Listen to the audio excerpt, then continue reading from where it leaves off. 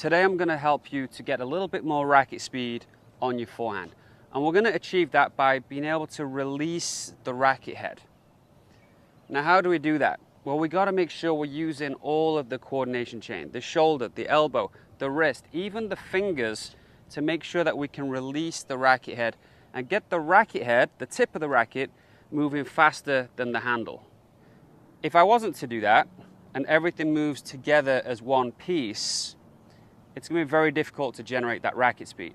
Racket speed is essentially getting this thing moving, and in order to do that, we need to have the coordination chain working. Now, we can talk about that from the ground up, where the energy comes through our body, through the legs, through the hips, through the shoulders. But today I really want to focus about what's going on with the arm.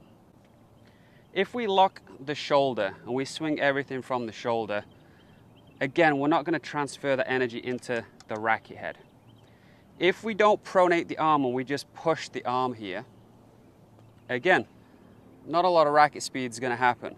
We're pretty much at the same angle here as here. So everything is moving together. If we don't use the wrist, we also struggle to move the racket head.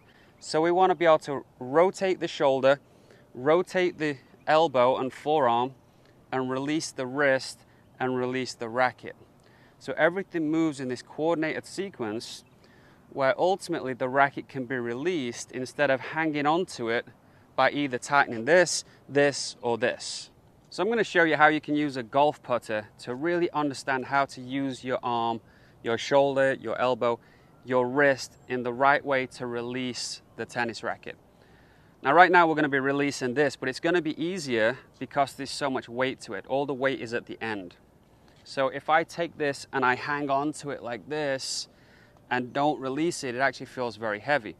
If I swing it and I just allow the weight of the club to guide me in the right direction, my shoulder rotates, my elbow bends because it doesn't want to stay, maybe it'll stay straight, but anyway, bend the elbow. But what it'll really help you to do is to release the wrist. We don't want to be keeping this back all the way here. It's going to feel very heavy. So use this weight, allow the weight to guide you in the right direction and to release all of your arm. So find one that's got a little bit of weight to the end and just swing it around and just don't have any tension. Let it swing and it'll guide you in the right direction.